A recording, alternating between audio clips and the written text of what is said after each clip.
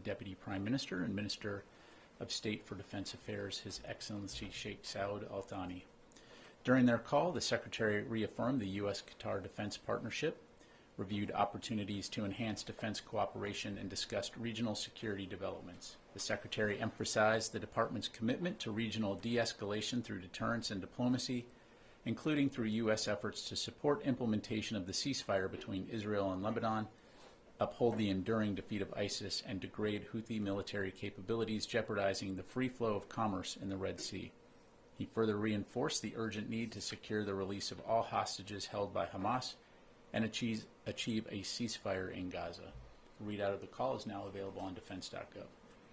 Also yesterday, U.S. Central Command forces conducted a precision airstrike against a key command and control facility operated by Iran-backed Houthis within Houthi-controlled territory in Sana'a, Yemen. Per U.S. Central Command's press release, the targeted facility was a hub for coordinating Houthi operations, such as attacks against U.S. Navy warships and merchant vessels in the southern Red Sea and Gulf of Aden. The strike reflects CENTCOM's ongoing commitment to protect U.S. and coalition personnel, regional partners, and international shipping. I would refer you to U.S. Central Command for further questions. Finally, a quick update on the transition process. Yesterday, the Department's Transition Director, Ms. Jennifer Walsh, and representatives from the Office of the General Counsel, Washington Headquarters Services Security Office, and the DoD Transition Task Force met with 11 members of President-elect Trump's Agency Review Team, or ART, here in the Pentagon. In accordance with standard practice, the ART members signed non-disclosure agreements and discussed security procedures, including information security and next steps for transition efforts. DoD officials also showed the ART members dedicated office spaces here in the Pentagon that have been reserved for their use. For specific questions about the ART team, I would refer you to the President-elect's transition team. We'll continue to provide updates on the transition efforts within the department as they become available and remain focused on ensuring a smooth, orderly, and professional transition. And with that, take your questions. Go to AP. Tara. Thanks, General Ryder. So back to the drones. Can you unequivocally say that none of the drones that are being spotted are DoD assets or something that's being tested within the Defense Department? Are all of these either civilian or otherwise, but just not Department of Defense drones? You're talking about the drones in New Jersey up and down the... Yes, they are not DoD assets. None of them are? To my knowledge, none of them are. Okay. And are there any sort of experimental programs going on where maybe drones are being tested? That? To my knowledge, no. Okay. What about the ones that are flying over military bases at this point? Have there been any possibilities of collecting what sort of information these drones are doing or anything like that? Yeah, again, just to kind of put this into context, and I know that our colleagues at the White House, FAA, DHS, FBI have all made this point.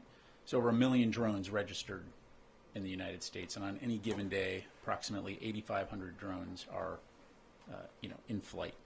And so the vast majority of these drones are going to probably be recreational or hobbyist. They're going to be commercial drones, used in things like architecture, engineering, farming, or they could be used for law enforcement. Is it possible that some of those drones could be up to malign activity? It's entirely possible, but the vast majority, that is not, the case. And in the case of drones flying near or over U.S. military installations, that in and of itself, just given the volume of drone flights we see on a given day, is not something that's new. We take all of those seriously. We will typically, when we detect them, attempt to classify them and take appropriate measures. Is it possible that some of those are surveilling? Absolutely. But can you make that assumption in every case? Not necessarily. So in each case, commanders have the authority, installation commanders and authorities have the authority to respond appropriately, and will continue to do that. Okay, just one other topic, Ukraine. Did the U.S. have any role at all, either providing intelligence or otherwise, in what looks like a targeted killing of the Russian general? Yeah, I can tell you we were not aware of this operation in advance. We do not support or enable those kinds of activities. I've seen the reports Don't really have any information to provide other than what I've seen in the press, and so I'd have to refer you to the Ukrainians on that. Pat, last year, U.S. Transcom and U.S. Air Mobility Command signed an agreement with a group called the National Aerospace Research and Technology Park. This is in Atlantic County, New Jersey, and the agreement was to create a test and evaluation corridor for UASs, unmanned aerial systems, and advanced air mobility. Is it possible that these drones that are being seen in New Jersey are part of that corridor that was created a year ago to test these kind of drones and unmanned systems? Yeah, and I know you're not going to be surprised by this, but I've had some of your other colleagues reference that press release. I did check with the Joint Staff to see if that was possible, and again received confirmation: no military operations, no military drone or experiment operations in this corridor. Thanks, Pat. Going back to Russia, the general who was assassinated in Moscow, how significant is that? Do you think that's going to change Russia's calculus at all in the war with Ukraine? And what comments do you have on the accusations that he was responsible for the use of chemical weapons in Ukraine? I'd refer you to Russia to talk about the potential impact. Again, I won't speak for Ukraine. Clearly, this is a senior commander within the Russian military overseeing significant capabilities. But again, like I highlighted, we're aware of those reports, looking into them, but that's about all I'm going to have. So, Warren. On drones for a second, what was the thinking behind sending additional detect and track systems to Picatinny Arsenal and Naval Weapons Station Earl? And are there other facilities that might get more of these systems in the future?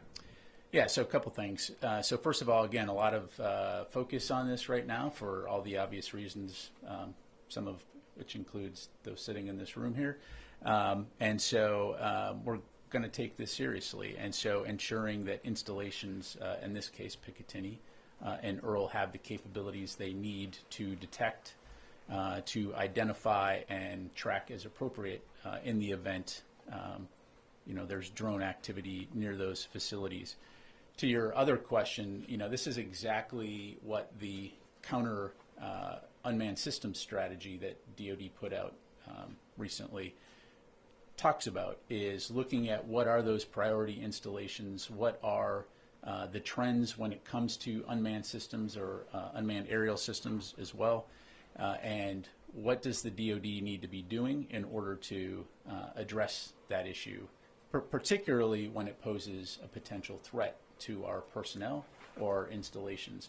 The thing is that I think we've all recognized the fact that unmanned systems are here to stay. They're a part of modern warfare, and whether it's here in the homeland or overseas, we want to make sure that we're doing due diligence to protect our forces and protect our equities from a national security standpoint. So, I think you'll see us continuing to look at that, and it's something we're going to continue to take seriously.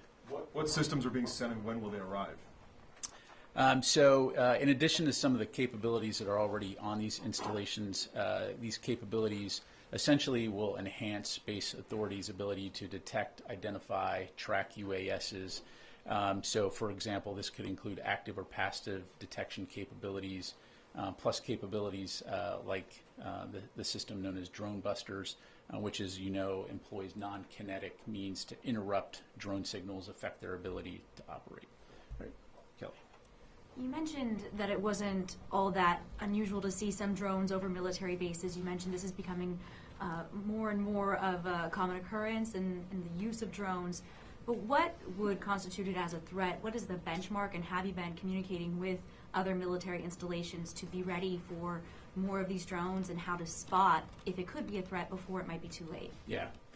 Again, it won't surprise you. This is not a new conversation for us within DoD. I mean, as I highlighted, drones flying, whether here or overseas, is not something new, right?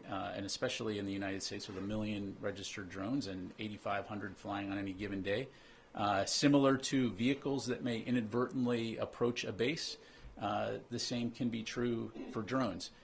As to what constitute a threat, that obviously has to be assessed on a case-by-case basis, depending on what the drone is doing, where it's going, and so I'm not going to provide a blanket definition, but again, the idea here is that by providing training, capabilities, resources, commanders are able to assess and make those determinations. The other thing that I think it's very important to remember is that when we're here in the homeland, the authorities that the U.S. military has to detect and track these kinds of things is much different than it would be if we were in a combat zone. In other words, the intelligence, surveillance, and reconnaissance capabilities that we can employ outside the United States are much different for very good reasons. We don't collect intelligence on American citizens. And so that, of course, appropriately requires to work very closely with local, state, and federal authorities, law enforcement authorities, when necessary to address these threats. And you mentioned the White House and the administration did share a bit of their assessment of what these drones are, but we know lawmakers are being briefed on Capitol Hill and members of the public. This isn't really, sitting well with them. They aren't really kind of taking this explanation for those that really saw these drones with their own eyes. So what would you say to them? Well, again, I definitely don't want to minimize the significant interest and the concern that people have. But again, I think in the way that you now have this modern technology and the ability, you could go out of here right after this briefing and go and buy a drone, and you could fly it around your neighborhood, and as long as you're flying it appropriately and not in restricted airspace, there's nothing illegal about flying that drone.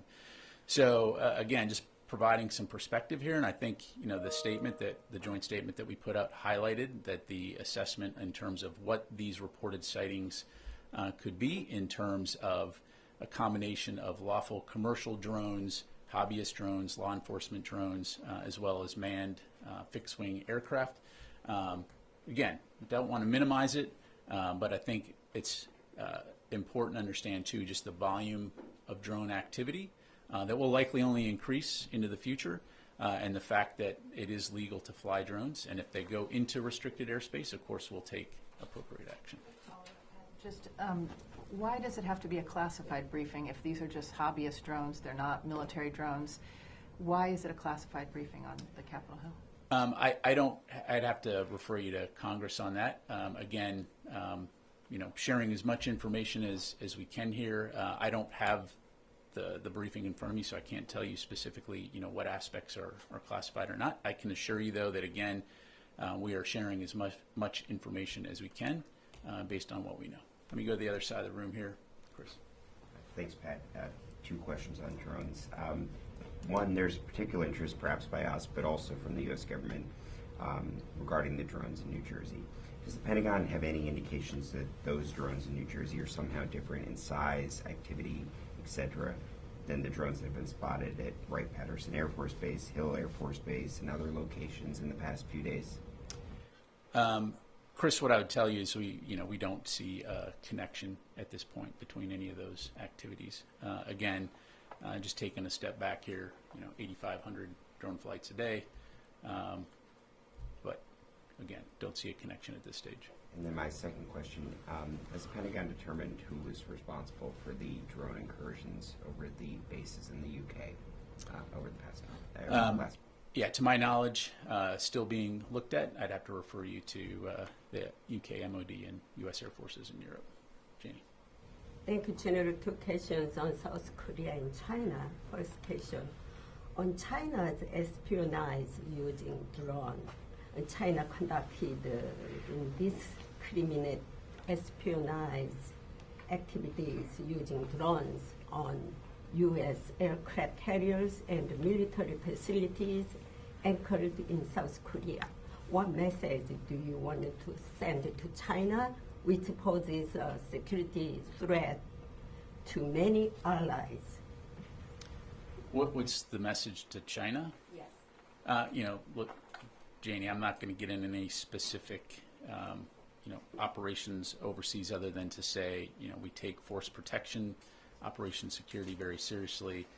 We value the partnerships that we have with our allies throughout the Indo-Pacific region and worldwide as we work together towards our mutual security interests. And so wherever there is a potential threat, we of course will take measures to mitigate, but I'll just leave it there.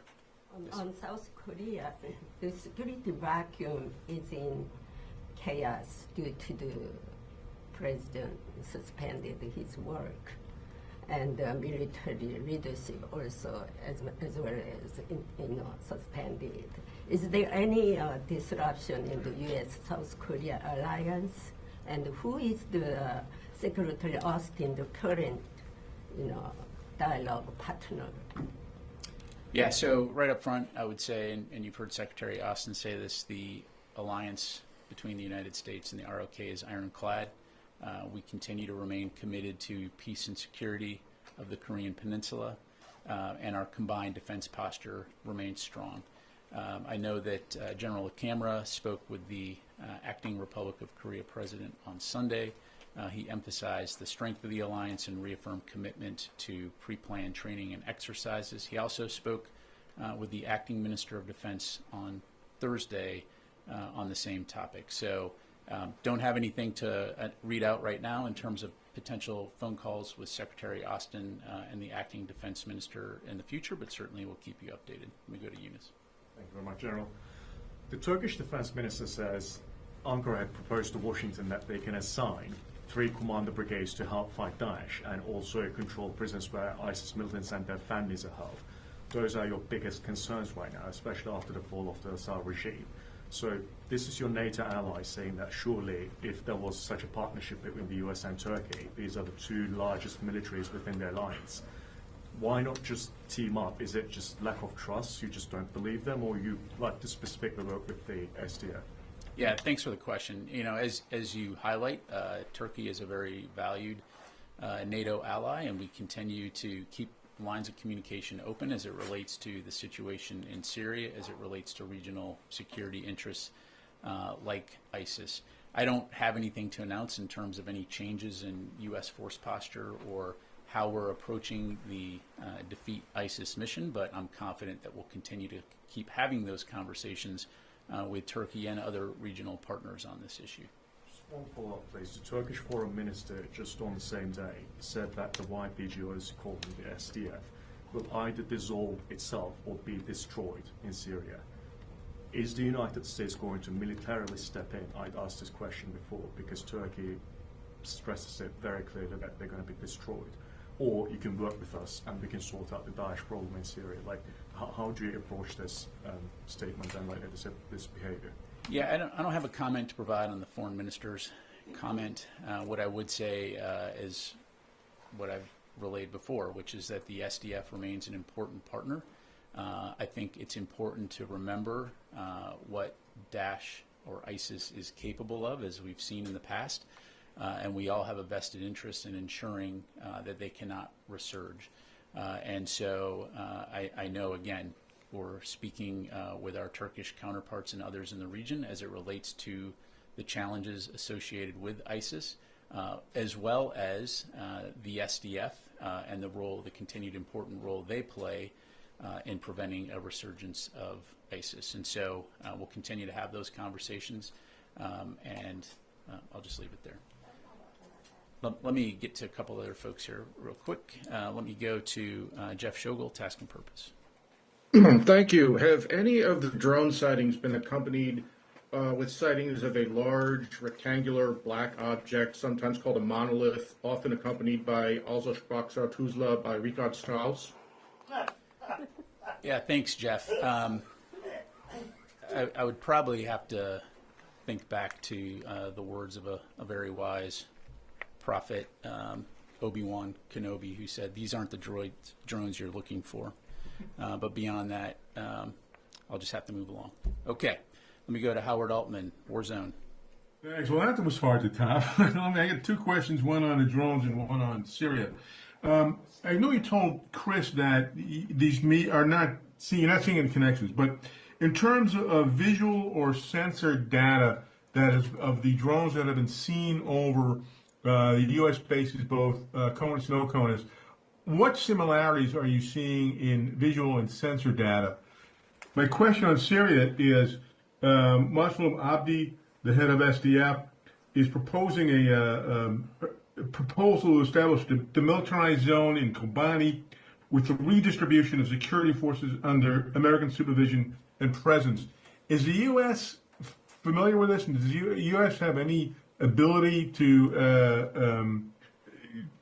have additional forces or additional presence in that region?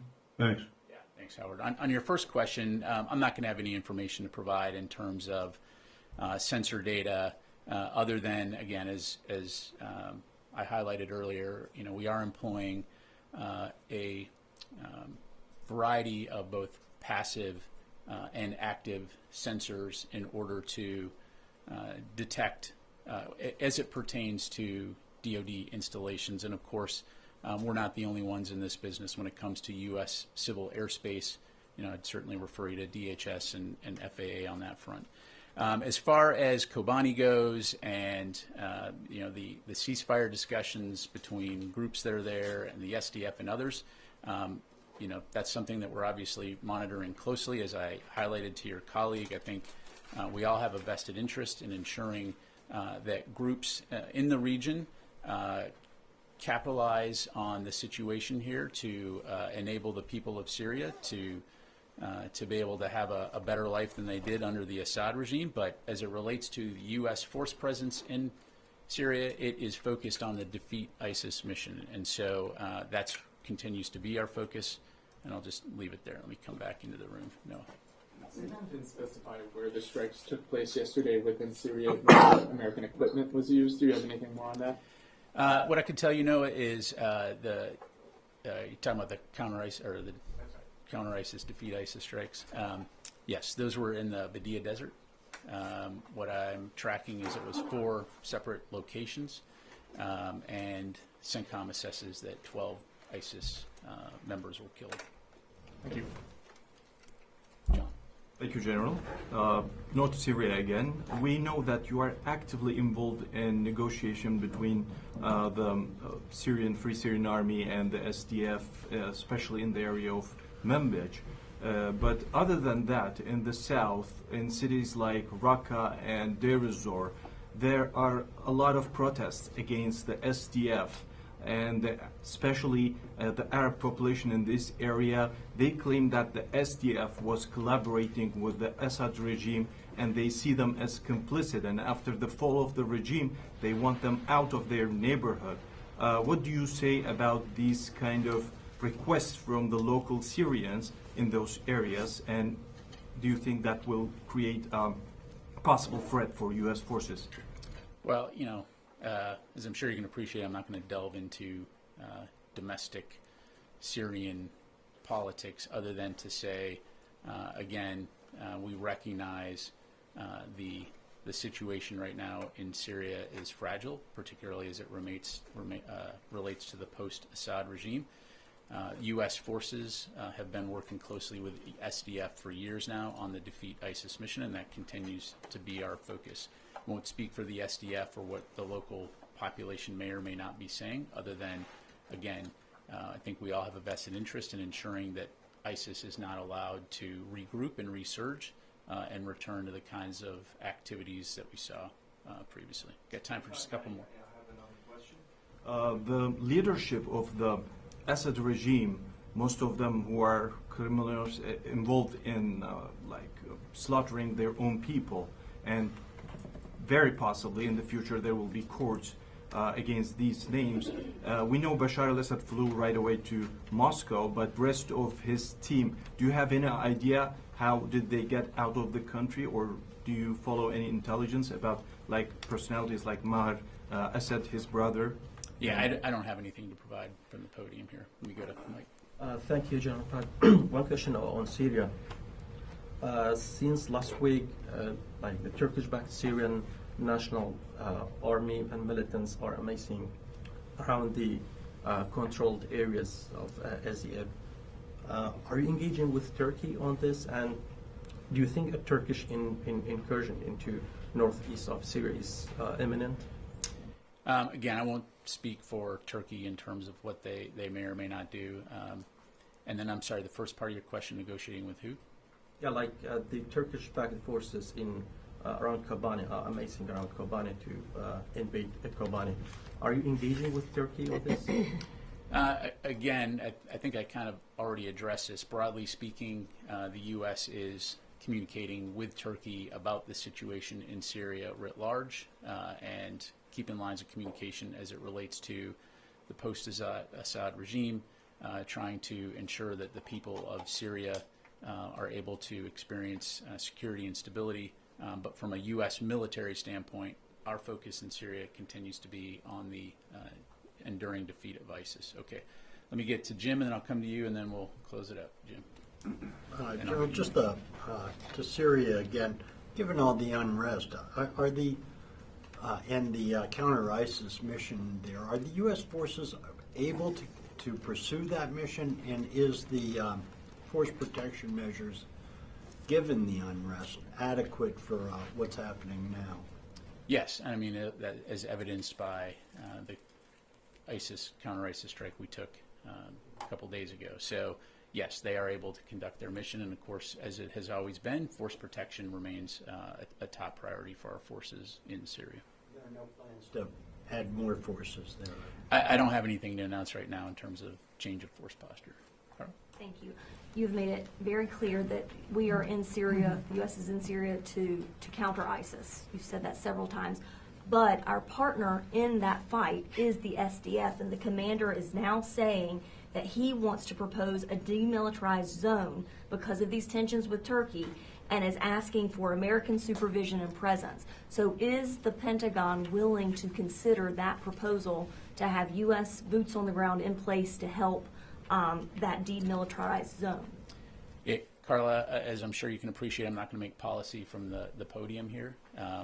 You know, obviously we continue to communicate very closely with the SDF as our defeat ISIS partner, but I'm not going to have any updates on in terms of change of mission right now. Last question, Mike. I know you're hoping for a drone question, so let me oblige you. Okay. You say that there are these sightings of, you know, why do most of the sightings seem to be around New Jersey? I mean, it's the Garden State and all, but what is so special about New Jersey that it's getting most of the attention from this? I've never seen drones here. I've never seen them flying around Virginia. And second question, drone-related question.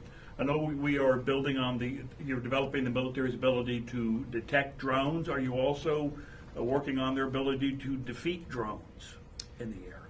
Yeah, absolutely. You know, to answer your last question, and I would encourage you to go take a look at the counter unmanned strategy that we put out, you know, just last week, that talks about the approach that we're going to take. And that includes the ability to defeat drones both kinetically and non-kinetically. And so, again, looking at places like Ukraine, we've seen the impact that drones can have on the battlefield, and so it's something that the department's taking very seriously. As for your question in terms of the preponderance of sightings, reported sightings in the New Jersey Northeast corridor, I can't answer that question, Mike. You know, again, personal experience, I have seen drones in D.C. I've seen drones, you know, personal drones flying around. And as I've mentioned from this podium before, one of my close relatives is a private drone operator. And I'm sure some of that person's neighbors have often wondered, you know, what that drone is doing. So, you know, without taking a holistic snapshot of every single privately operated drone across the United States, some of which can be that big, some of which can be that big, it's hard to know specifically, you know, why at this point in time. And again, as was highlighted in the joint statement, you know, the current assessment explains what we think most of those are, to include piloted manned aircraft. The last thing I would say on it, again, completely understand the concerns, completely, you know, will reinforce we're taking this seriously. You know, it's sometimes when you focus on something, suddenly you notice more. And so, you know, there's always the potential that because of the heightened awareness, now we're just more aware of this particular issue. But again, we'll continue to take this very seriously. We'll continue to take appropriate action if and when it's deemed that any of these drones near U.S. military installations pose a threat.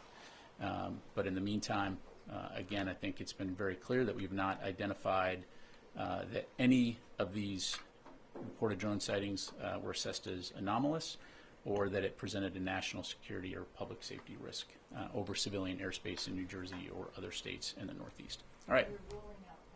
This is part of this testing corridor between Dover Air Force Base and Joint Base McGuire. Yes. Thank you. All right. Can I ask you a follow-up? I apologize. It's based off his question. Now, you just came in the briefing room, so. Negative. I came in. You've been here the whole You flew in on your drone? But thank you. That's okay. Normally my pattern, but you talked about the military bases. Has there been a surge in counter detection equipment that has been sent to military bases? I'm aware that DHS has sent other equipment to the New Jersey area. Is any of that include DoD equipment, or is that strictly all DHS? As I highlighted earlier, for Picatinny, we did send some additional active and passive detection capabilities, as well as some counter-drone capabilities. Those are the only ones, and Earl, those are the only ones I'm tracking right now. But again, if we need to look at other installations, we certainly can, but I don't have anything else to. When you say active and passive, I mean, that is just strictly detection, or is that actually to bring drones down? So active and passive detection, different methods to be able to detect drones using different capabilities, right? So passive measures would essentially be, it just has the ability to receive signals without emitting signals. Whereas active would be like radar. I bounce the signal off and it bounces back, right? And then separate from that would be counter UAS capabilities, things like let me make sure I get the name right here, like drone busters, which essentially emits a signal which is able to interrupt the signal on the drone, which can affect its flight. So that's a methodology that we have that is able to essentially bring drones down non-kinetically should we need to do that. Is any of the DHS equipment similar to this, or is that? I mean, I'd refer you to them, but short answer is yes. Okay. All right. Thanks very much, everybody. Appreciate it.